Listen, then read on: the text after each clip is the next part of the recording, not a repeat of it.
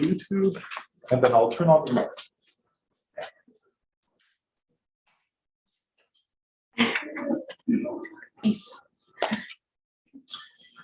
Good evening, everyone, and thank you very much for joining us here tonight. My name is John Taves, and I'm the event coordinator at McNally Robinson Booksellers. For all those watching on YouTube, I am the disembodied voice that we'll introduce this evening.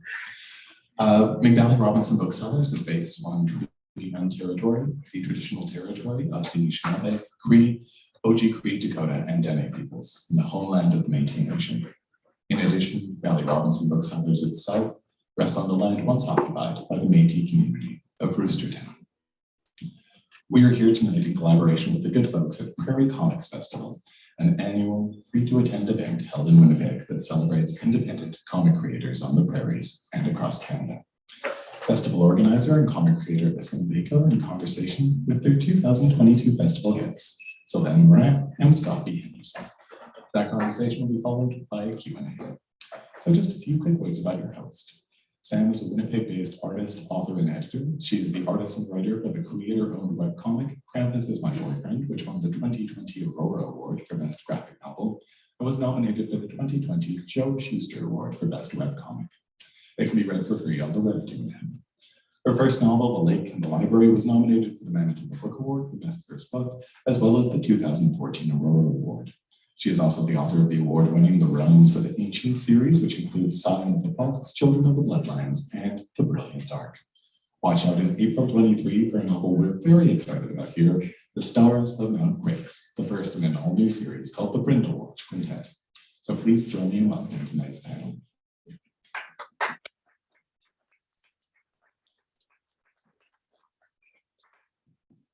Thank you very much, John, disembodied voice, a real professional troll, as he called himself earlier. Hi, everyone. My name is Beiko. It is so nice to see you all. I have not done an event in McNally for 2 years, and maybe we all know why. I don't think we need to get into that. So this is really wonderful. I'm so excited to be back here. And I'm also excited to be back here for Prairie Comics Festival, which also hasn't been anywhere since 2019 and has been running since 2016. So we are just super pumped. We had our first day today, and a lot of the folks that I'm seeing who came out to this event, they were at the event today. So nice to see you again.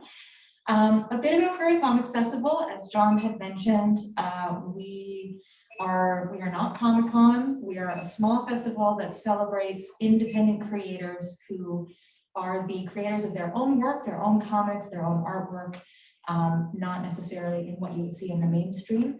We're a really robust, independent comic creating community in Winnipeg and in Canada, and that is kind of where the festival came out of. We want to celebrate those voices, as well as give the community access to information and resources on comic creating, self-publishing, publishing with traditional presses, and just kind of foster that education side as well. So that being said, the festival this year has these special guests that we are highlighting, and they are here today to chat with us about their work, about just the stuff that they're excited about, how they are part of the community. So this is Scott and Silvana, and I'm going to pass it off to you folks to just kind of talk a bit about your work, and I'll just be kind of firing questions. Because we have like a more intimate group, if you do have a question that comes up as we're talking, just raise your hand and we'll include them in the discussion. So Silvana, would you like to start? Sure. Hi, everyone. My name is Silvana Moran. I am a 35-year-old illustrator and graphic designer. I've been drawing since I can remember, to be honest. It was started as a coping strategy, I suppose, as someone born with a chronic illness. Drawing was really one of the only things I could do without causing more damage to my health. And it was something that my siblings kind of inspired me to do. And they would draw, and it would entertain me, and it would make me laugh. And so then I would draw, and it would make them laugh. So it just kind of became a positive feedback loop. So that encouraged me to keep going, I suppose. And it was something that I pursued in university. And then after post-university, I continued to take classes at the WAG, learn where I could, and basically my goal in life is to put a smile on someone's face with my drawings, whether that be a butt. I forgot about the silly- legacy of the butts, Oh, the because legacy it of is the really wonderful. Whether it's a cheeky butt or some cute animals or, you know, a little skeleton frolicking in the forest. As long as I can put a smile on someone's face, that's my goal. That's a wonderful goal. It's always wonderful. Scott, can you tell us a little bit about yourself and your work? Pardon me. Yeah, so like Silvana, I was drawing since I could. It's all I ever really did. And it was always I always drew pictures to stories, right? It's comic strips or comic books or just even a single image, but it still had a very big story to it. I had an actually fantastic high school art teacher who didn't look down upon comics or commercial art or anything like that. It was all art to her, as well as classics and things like that, but also Star Trek and comic books and everything like that. She encouraged me to go through fine arts, which of course I did. Honed my skills there, found some few other professors that also really inspired me. And so yeah, I went through the School of Art program at the University of Manitoba. Did the 4-year program in 6 years. After that, I did some work with another student that went through fine arts, did digital colors for comic books, and just kept working on my own things because all I ever really wanted to do was illustrations and just stories and that sort of thing. And just kept that until I landed some jobs, and then those jobs spiraled out from there. The biggest one was probably working with High Water Press, which is where the bulk of my work comes from. But luckily, that has also led into a lot of other jobs and opportunities. Most recently, working on a short story in the Marvel Voices Pride that came out this year, as well as working on another short story that takes place in Jeff Lemire's Black Hammer universe, published in Dark Horse Comics, but it's going to be online. Still don't know when that's actually going online, but there's that, and still working on even more things with Highwater and a few other projects too. Right, so you've both arrived and you're finished. And you've arrived and now you're artists. You know, it is, and that's the whole conversation. No, you still have a lot, there's so much more ahead. There's so many more wonderful things. And as we discussed on many of our panels today, neither of you just appeared into the world fully formed as an artist or with your style or with your level of professional skill sets. So I have all my questions on my phone, so I'm not scrolling through Twitter as we're having this conversation. So you both kind of touched on where you started, how art was a coping mechanism for you, Silvana, and it's also just something that you both did in your childhoods, which is really important.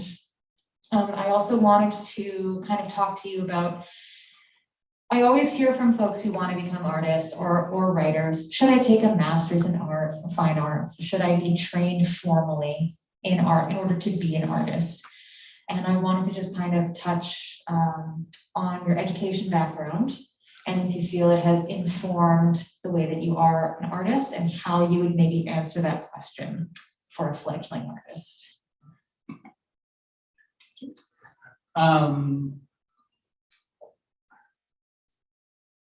It's definitely there's pros and cons. I did go through the formal training with the University of Manitoba School of Fine Art.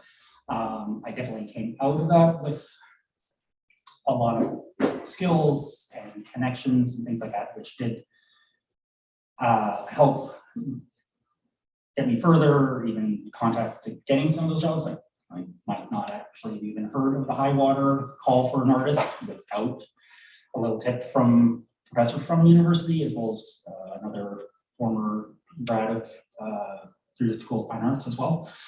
I mean, there's a lot of things that you do learn through that, not that you can't learn elsewhere through programs like the WAG or other things, but like human anatomy and things like that, which was also something my high school teacher also did, just not the nude ones. Although she did get a model come in once, like in a bikini or whatever, so it wasn't nude, but it was like, not just the students standing on the tables, which was probably a little bit of a It's funny, safety yeah, I element. forgot about, I did take a year of fine arts and I was like, oh yeah, nude models, they brought those in. Yes. And they were very helpful, and extremely helpful. And so all those things are very helpful, the experience of professors, as well as being around just other artists and things like that. That being said, I don't know, well, certainly I would say for comic books, that if you're going into graphic design, then that might be maybe more of that formal training, whether through, say, graphic design program or something like Red River or anything like that. Comic books, I would say that you could just learn as you go, but you would also need to find those resources, things like anatomy or perspective, and all those things that you need to Panel know layout, without. pacing. Yeah, and a lot of that just comes down from experience and practice, lots and lots and lots and hundreds of pages of practice. But it would be different without having those other people around you, those other influences that might change your style. Because I know I entered fine arts being involved into superheroes in the 90s bubble just before it burst in that sort of style, but going through it ended up getting into other art styles that weren't like that. They were very different. I didn't necessarily imitate them or anything like that, but I still got something from those that I wouldn't necessarily have if I was only looking at comic books. Yeah. Yeah, so there is a lot like, and the reason that I asked this question is not to be like, is there a right or wrong way? It's kind of just to inform the way that a lot of younger folks look at how art is made, where you can go on Instagram and you can see someone make a drawing in like 3 minutes because they sped it up on a camera, and you don't really get to see the training or the practice or anything that goes into it. And so how people are consuming art today is in a very instant grad. It must be really easy. Anyone can do it. And I'll let Silvana give your perspective on training, and then I'm going to talk about tools, because I still get the, oh, you draw with a computer? So the computer does all the drawing? I'm like, wow, really? People still think that? Okay. You just press a button. And it draws the comic for you. Yes, that's exactly it. But yeah, so you can talk about your training. Yeah, I definitely appreciated my time in university. It was definitely a fundamental for me growing up, because I entered right after high school. So I was 18 and I graduated at about 23. Yeah, I graduated about 22, 23. So it was definitely a good experience, and I think it's going to be different for everybody. University experience is very unique to the person, and it's about what you bring to it as well, because that's a big lesson of university and post-secondary education is you have to put forward the effort as well. It's not just the teachers and the instructors giving you the projects to do. You have to bring it. You have to bring it as well. No, that was a big lesson for me to learn as well. You know, I wasn't the perfect student, as one of my former instructors could probably attest to.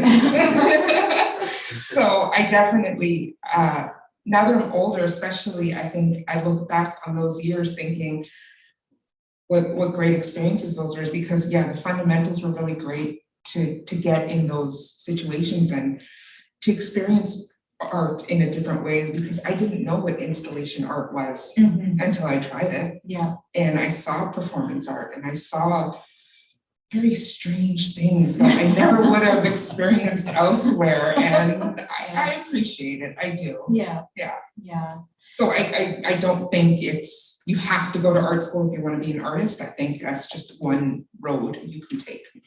Yeah. And also, you said earlier today about just developing a skill set that you normally wouldn't have, that you could actually turn into a job, because being an artist is hard as a living. That is something we will discuss a bit more in this panel. And you took graphic design, and so you've done a lot of, I wouldn't call it corporate work. I would just say like client work, you know, logos and production design, which is separate from your work here, but that allows you to be an artist, pay your bills, do your work, and still stay in that arena where you're creating art. And I think that's really cool. But yeah, like you both said, it isn't like there aren't any hard and fast rules of how to do it. But definitely that exposure, especially to other groups and other kinds of art that you never would have.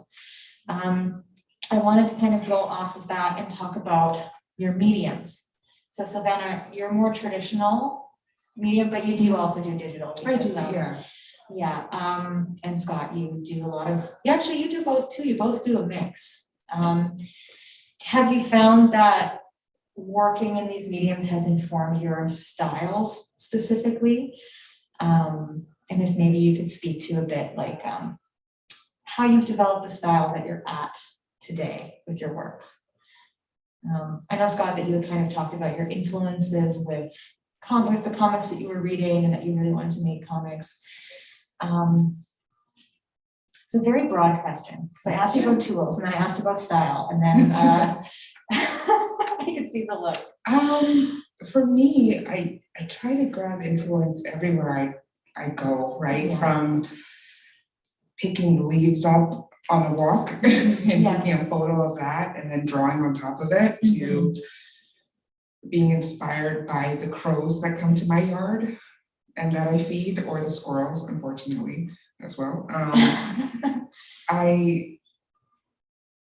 lot of my inspiration, I mean, I'll be honest, my first foray into art and drawing was anime. Was Sailor Moon. I'll be honest. 100% also was anime, the first thing. Yeah. If you look at my very first sketchbooks, it's all Sailor Moon. It's all Sailor Moon. So anime, Japanese art was, you know, the first thing I got into, and from there I just got into graphic novels and comics, and then I got into children's books. And so, you know, from Charlie Brown to Akira to everything in between. I was telling someone that I was looking at mid-century modern cookbooks and the illustrations from there, because those are so funny.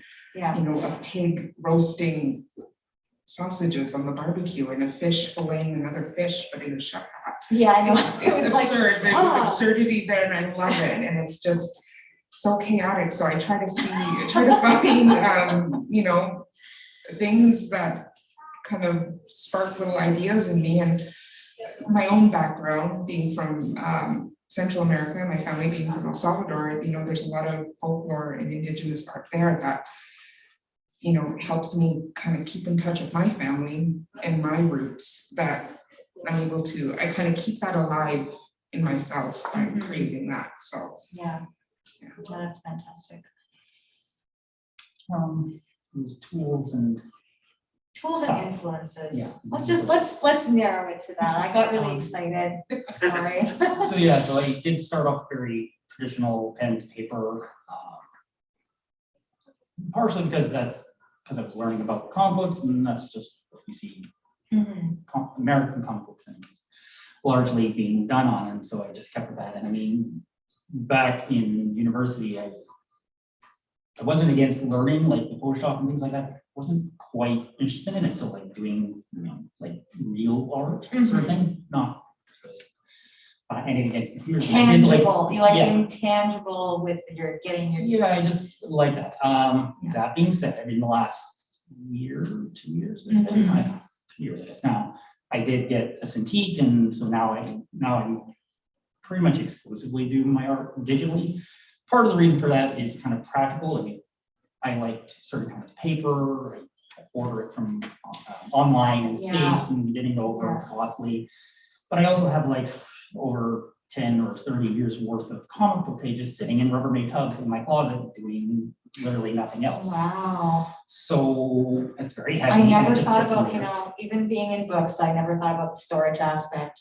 storing the physical art, but yeah. And I can't bring myself to destroy it or recycle it or whatever, but also not like a big demand for people to buy it. Great if you do, but there isn't as of yet. So that's sort of why I switched to digital, and I quite like it. I'm a little apprehensive about it just because I didn't, like I've seen some digital art where the art really changes, maybe in my opinion, not necessarily for the better. So I didn't really want that to happen, but I really enjoy it. I'm definitely not saving time because now I can like zoom in and undo things and fix things like forever. Yeah, it's true. Yeah, that is the. But I do feel like it's a lot better. I can get. I don't know. If you don't find it, so you don't find it faster. No, not really. I'm still spending roughly about the same amount of time, if not more time. But there's things that I can do better than what I could do before, especially when it comes to like buildings and perspective, and I can fix things better. Like proportions too. Yeah. I find that I use digital to just fix the head. Head's always too big. Yeah, I to this day I know that I do it, but I almost always draw eyes slightly crooked. So now I would draw traditionally, but then scan it in and then touch-ups like that. But now I can always fix it. I'm always telling myself, I'll fix it in post. I'll fix it in post, exactly. Now you have another job, and that's editing the art. Oh, Yeah. It's a whole other That's layer. a future me problem. Yeah. Oh, future me. I'm sorry. Yeah. But what's also like this is just from me outside perspective on you, Scott, is that you still go to conventions and you will do commissions sitting behind your table, and you will create the same caliber of work that is your digital work. And this, I just am always blown away. Like you drew that for someone who just walked up to your table and said, "Draw it for me." They paid him, which is as you should. But like for me as an outside, like your work has always been really, really great. And I was just, because I was talking to Scott about getting the Cintiq, and I was like, yeah, now you can go faster. But no. But that's okay. For those of you who don't know, a Cintiq is a monitor that you attach to a computer. It comes with a stand, so it can sit on a table. Or you can buy a special swivel arm that can clamp to your desk, and it can just move around. It's like you can get them, they're like this big, they're huge, and you can draw right on them in Photoshop and everything. And they are really, really cool, really expensive. But yeah, that is what a Cintiq is. They are like next level. I love them. Silvana, do you do mostly traditional, do you think? Or is it like 50-50 for you? I definitely start off, any idea I have will be pencil to paper, no matter what. It's what I know, it's what I'm familiar with, and it's how I learned. So to me, it's second nature to just start drawing, start doodling. A lot of the times, a lot of my ideas, I'll just be sitting and just kind of zone out, because a lot of it's just happening in my brain, in my head. I'll be, cooking or, brushing the cats, and I'll just be thinking of ideas, so that by the time I sit down with the pencil and paper, it flows out. Yeah, that's not all the time, but most of the time. Yeah. But I definitely, since meeting my partner, I learned that there's a lot of stuff I can use digitally to enhance traditional work. So a lot of my art now, I'm able to go fast and loose, and then realize, yeah, I can fix it in post, but then future me is, scanning things at 600, 1200 DPI, which is a very high resolution. And I like that because then I can print my work at whatever size I want. Yeah. I'm not constricted to what it was made. How I made it. I can make it as big as I want or as small as I want. And so I see the benefit, but I also enjoy a nice block print carving and printing it by hand. So I like to try different things. Yeah, that's great. That physical artwork, I mean, especially if you're doing things like shows and conventions, that physical art it's like a finished art piece, not just a reproduction. Of print, yeah. So it's much more high value. It's an original piece or a limited edition. Each one is unique.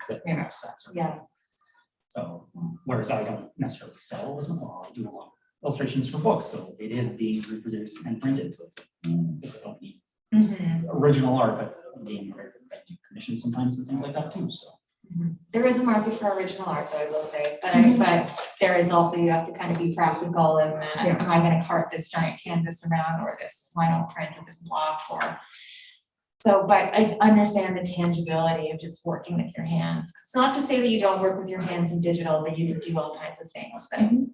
you can't just do with your hands. I appreciate that. Pivoting away from your processes, I want to talk about the projects that you folks work on. I guess, so this table over here is Scott's table. Those are all books that you have done the art in, yes? Yes, a little bit, a yeah. little bit, A yes. small selection of it, I think. Yes, you've had a very long storied career with Highwater and on these incredible books. And I'm so excited for all your upcoming stuff.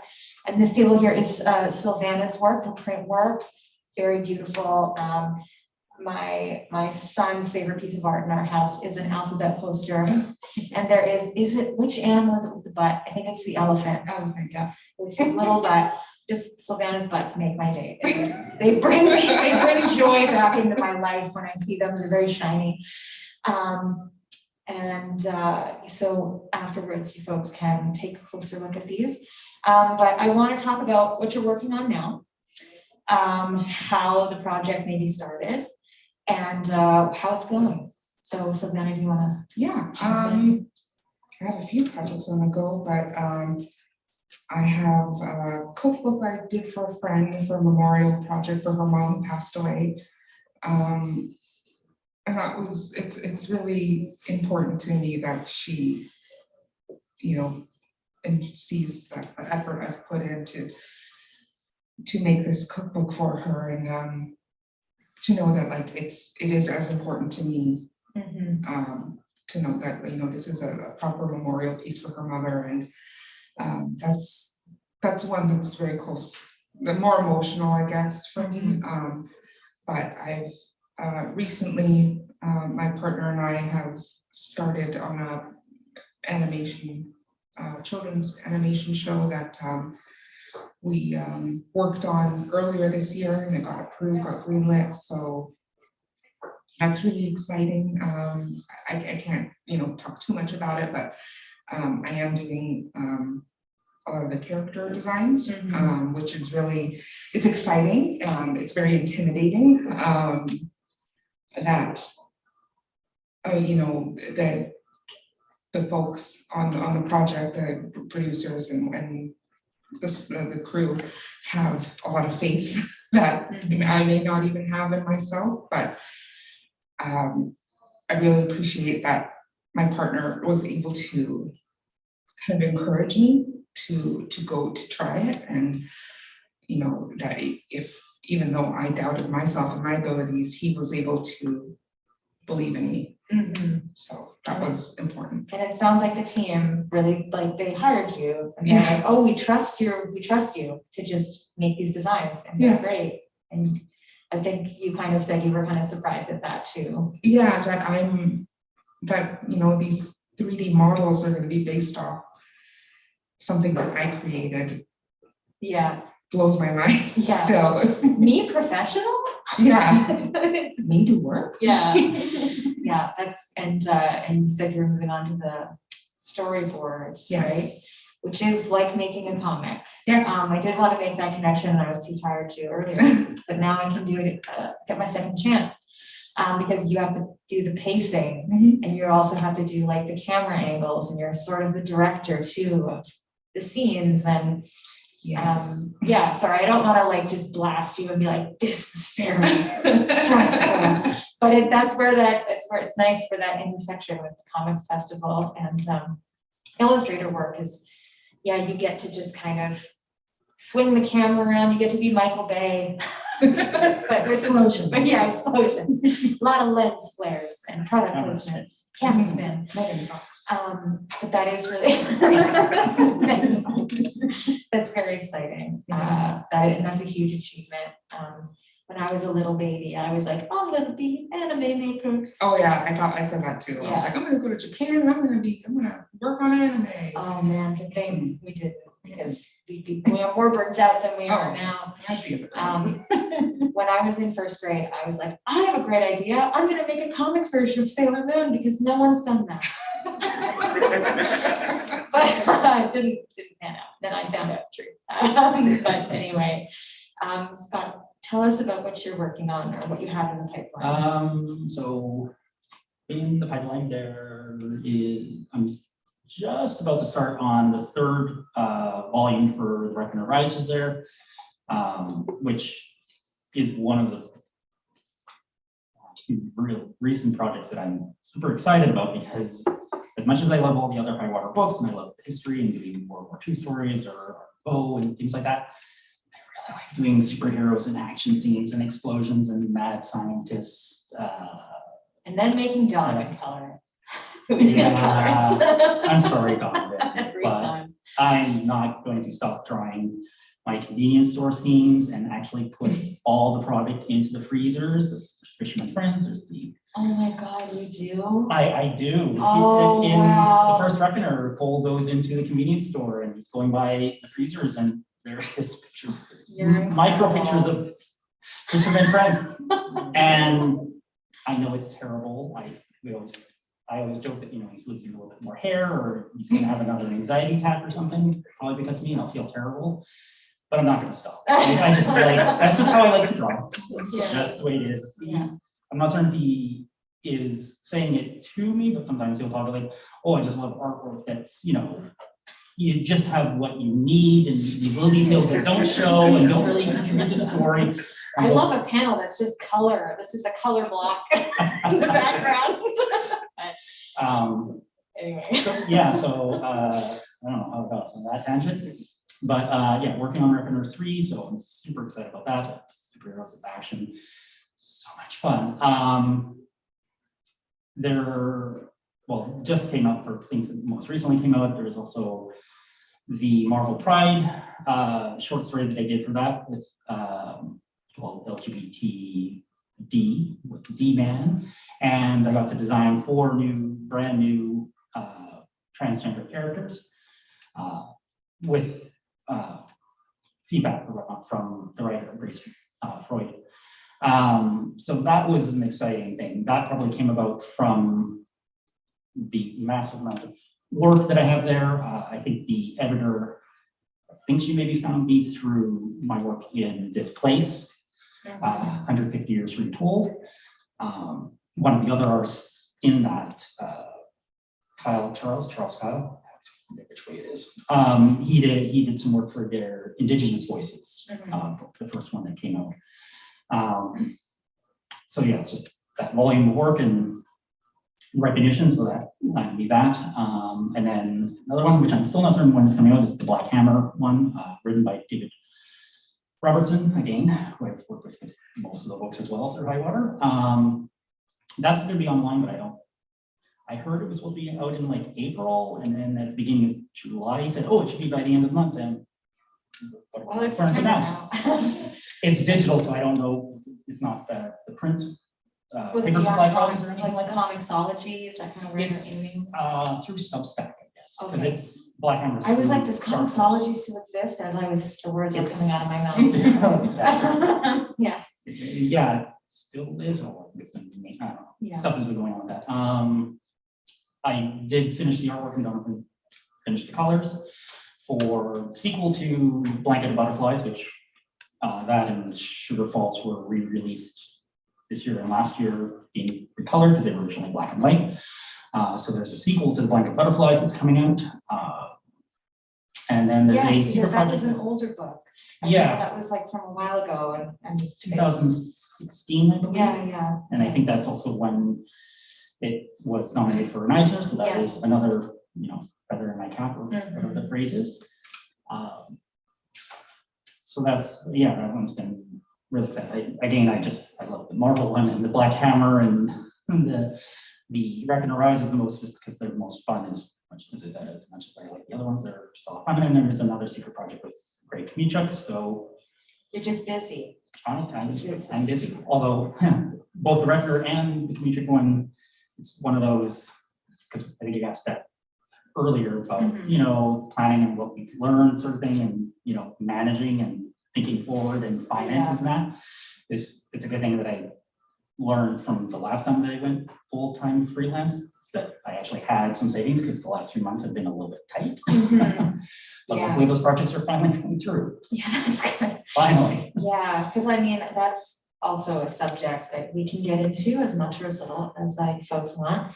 But the realities of being a full-time artist. So Scott, you're very busy, you have all these books, you must be, you know, like a Fortune 500 comic guy.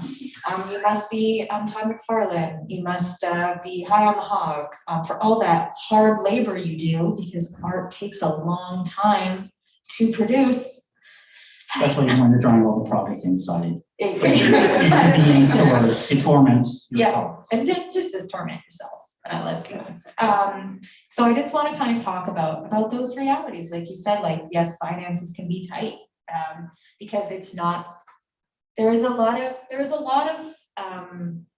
things to celebrate about being an artist and being out there and people recognizing your work and being published. They're all wonderful things, great achievements. They are not commensurate with making a living in the same way that someone throwing the football at the Banjo Bowl right now is making. So completely different worlds. That's a whole other like conversation. So yeah, I guess how do I center this question in something that can be answered in a way? You both chose to be artists. Was it kind of a wake-up call as you were working in it, being like, oh, this is a lot harder than maybe I thought it was? And what is, if a young artist were to come to you and be like, how do I be you? How would you kind of respond to that? Sorry, I'm thinking about Adam Sandler and Madison being like, stay this way. this way. Yeah. I don't want to discourage, you know, anyone being creative. I, in fact, encourage it. You know, I'm always encouraging my niece and nephew who are very little to draw and just to be as creative as they can be. But it is a hard reality to, you know, when I was in high school, I was either going to choose School of Music or the School of Fine Arts. Oh, no. And I thought, well, at least with fine arts, I can make money. You know, it's like, there's funny like, though, but it's still true. There's like destitute and then there's like poorhouse. And I thought, oh, which one? So it's definitely a struggle. I worked in marketing agencies and did a lot of you know, work with the U of M, the Manitoban newspaper and whatnot. And I think a lot of you know, praise doesn't equal dollars. You know, like compliments don't equal dollars. Yeah. So you know, being on social media and being like, wow, this person has a huge following and they have a lot of followers and they're getting a lot of likes and they must be like rich, right? Yeah, they get the engagement, they get the views. But now that I've been on that side and doing the social media and stuff, I'm like, oh, it is not. No. It is a struggle. And so, you know, I don't fault anybody who's an artist to get a part-time job, you know, or a 9-to-5 to make ends meet so that they can, you know, continue pursuing their passion.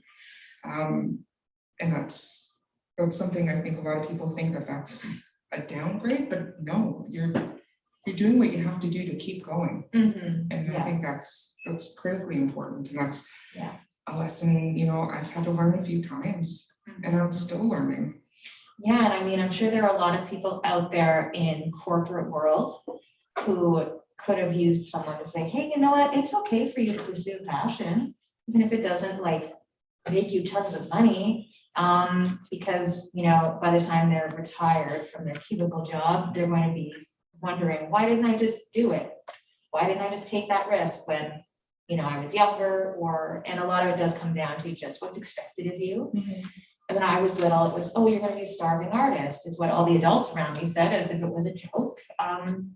But it is tough, but there are ways to do it. And like you said, there is no shame in having a 9 to 5, so that you can do your passion, not give up on it.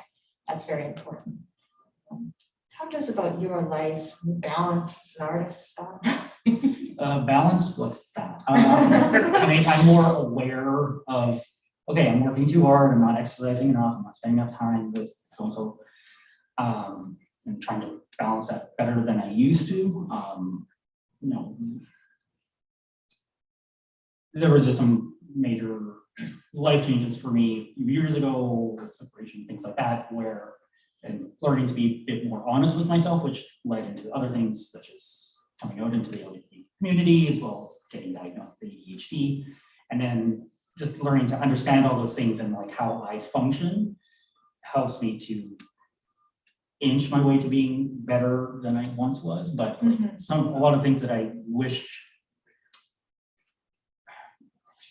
present me, that used to be future me, now wishes it's like, well, you know, I wish I understood better, you know, things like planning and finances and that. Granted that I don't still plan ahead very, very well, but I do plan finances and things like that better. But that being said, like, I love comic books, and as I need to learn a new skill set such as lettering, I step up and figure it out, and I'll say I love lettering. And now present me is person past me saying, oh, why didn't you pay more attention to typography and to graphic design course and things like that? Because I feel like I'm a century behind anybody else. But just, I mean, right now I can wish back then that I had been taught better or experienced, you know, how to manage financials better or to do these things. But looking back, it's like, well, I just wasn't really interested in that stuff now. And you could talk to me about that stuff then, but I probably would be. No, and it's like, you can't have the insight you have now, then. Yeah. You can't do that. And a lot of people can get lost in that trap. And it's like, oh, if only I knew then what I know now. And you really can't, but you can kind of deconstruct how you were then and then try to help out future you. And that's what I do, like, sort of a tangent or whatever, like when I'm training people in my other day job in framing and things like that, I'm constantly inundating them with all of my tips and tricks to be the best that they can be without the many years of trial and lots of errors that I took, and the fumbling and everything like that. And that would also be true with talking about art. And it's like, well, you should try to have a better understanding, but make sure you have your separation of work time and free time so you don't get burnt out, because that sucks, because I went through that too. Yeah. Or I'm still going through it. Yeah, that was our last panel of the day, actually, was talking about how you make comics, and then also taking care of your physical self and your mental self, and having the insight to kind of be like, I need to rest. If I don't rest, I can't make art. And not punishing yourself. We've all gone through it, like all-nighters or several days of hard work and not going anywhere, leaving your desk, not standing up or drinking, or taking care of your physical body and then getting an injury, and then you can't make art. And that is always like everything else, is a work in progress, because even with what we're doing now here, and what we were doing at the festival, we were on these panels and talking about like what's behind the curtain. It's really hard work.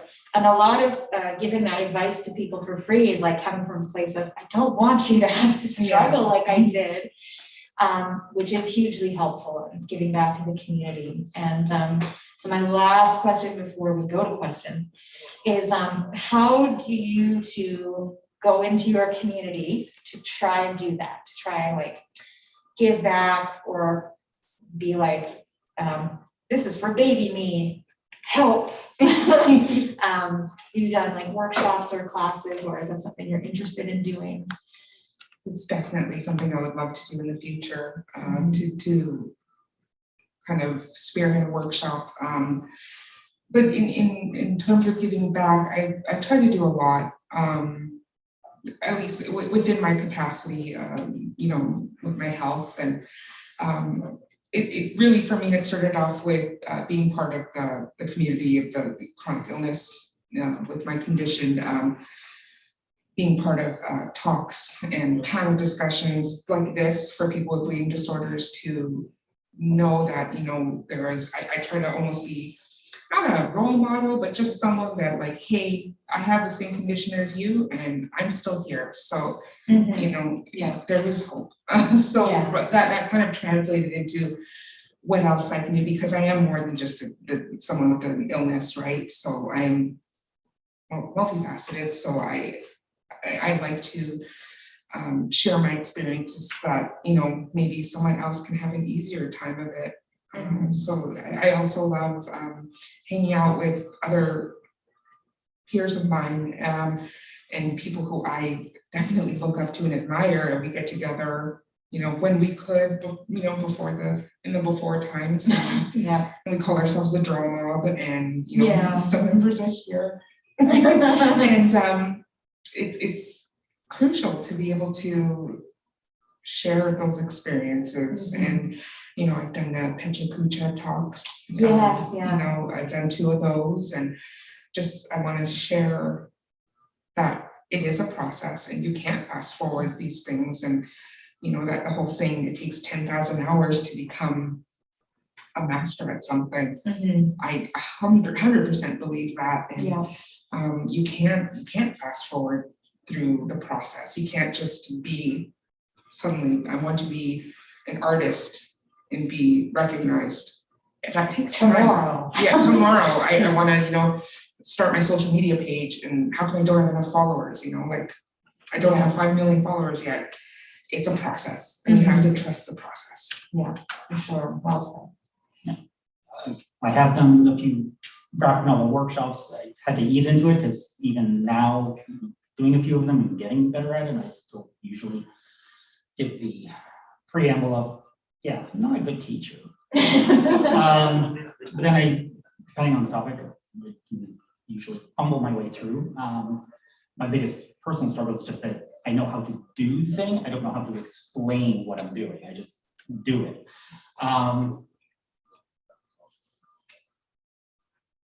That's a good disclaimer though. Also, teaching is hard. It is hard. It is hard. And like being an artist, you're like, I'm in my head. I'm in my head all the time. My inner world's so great. And then when someone asks you like, oh, what's your new thing about? You're like, oh, there's this person. And then they go make this thing.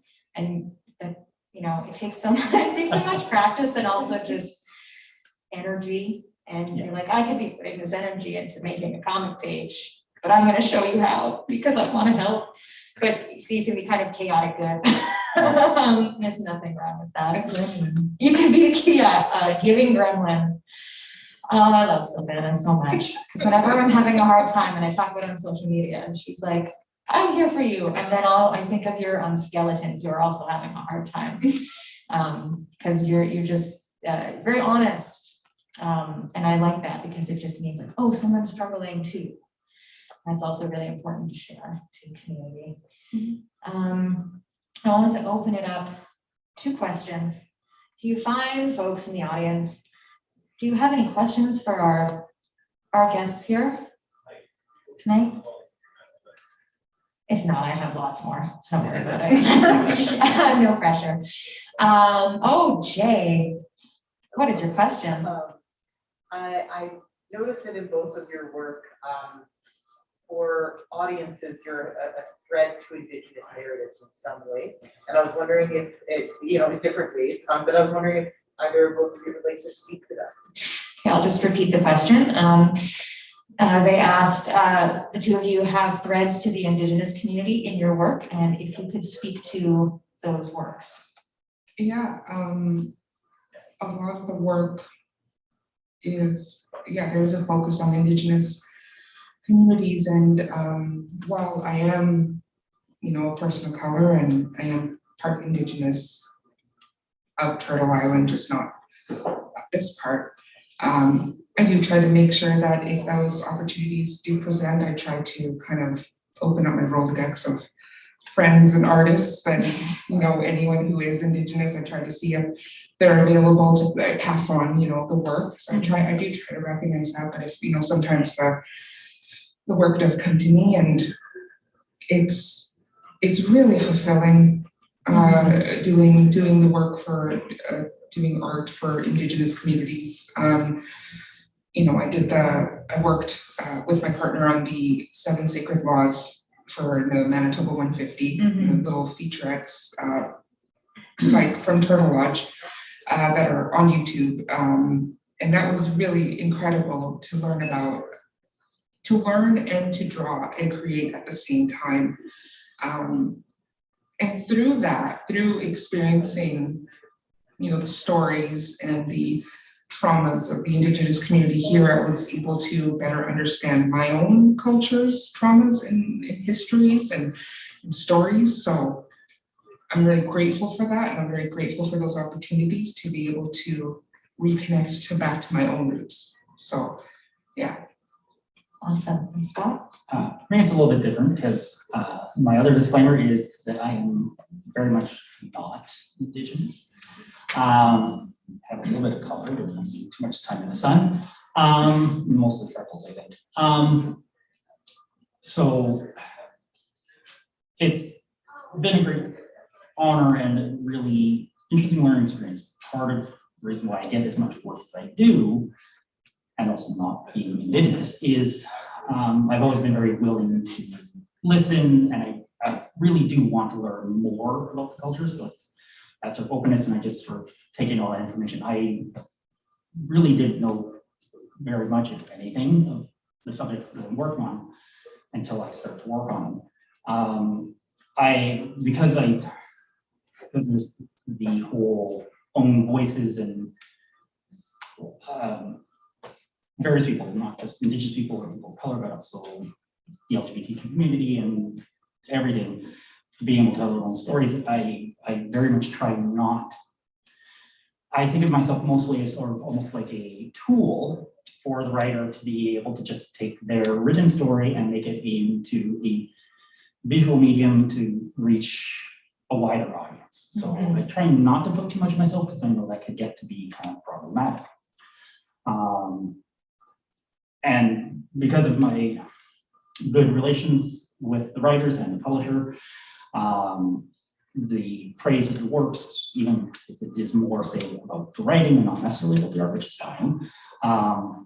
Other writers, sometimes have been writers just like, well, I want to work with somebody Indigenous, and that's 100% okay.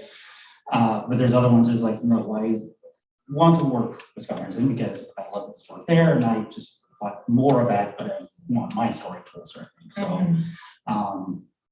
I just continue to just be sort of that tool in a non-derogatory kind of way.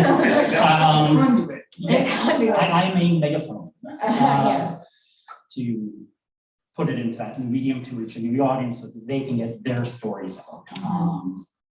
But sort of related, but a little bit more personal, is that, yeah, I'm trying to get more into the LGBTQIA community and do more stories about that. And luckily, I've also had other projects like Resides, which do have queer characters in it. And it's really nice to be a part of that. And that's at least something that in some little ways, I can sort of put a little bit more of myself into. And certainly, like, you've worked with David A. Robertson quite a lot. Yes. So you have a rapport and a relationship and a shorthand for working together that if you were to go with another artist, you know, wouldn't really be necessarily like, you know, as easy to pick up with. Or so there are a lot of it does come down to, like, you have a really good rapport and you're not crazy. People like to work with you because you get the work done. That's also a factor, and you deliver incredible work. And yeah, wonderful work in that community for you, Scott. Did we have any other questions from the audience? We have time for one more. And if not, it was so great to speak with both of you today multiple times. In the panels and in this event. And I would just like to encourage folks, if you are available tomorrow, Prairie Comics Festival does continue.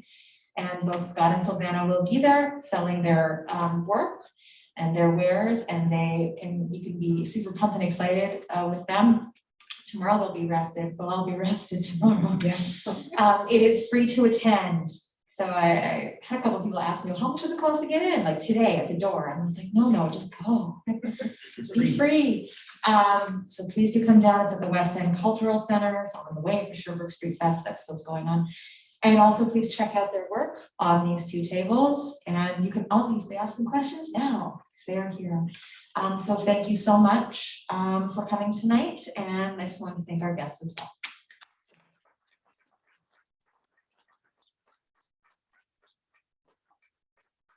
I think Wizard of John is going to say maybe something else. I'm mostly just going to offer my most sincere gratitude to Sam as well for hosting this event, and to the Prairie Comics Festival for putting this on, for thinking of us as a venue. It's always such a pleasure to work with everybody involved in the festival, and we're delighted that we could do so in person this year. So that's particularly thrilling. The video of this event will remain live on YouTube as well, so if you'd like to check it out again or pass it along to somebody who couldn't attend, please do. And then otherwise, please do avail yourself of the wares of these incredible creative creators. The one thing I will point out is that if you're looking to buy one of Scott's books, please do feel free to have it signed by him before you go ahead and pay for it. Just please do pay for the book itself. Thank you so very much, and have a wonderful evening.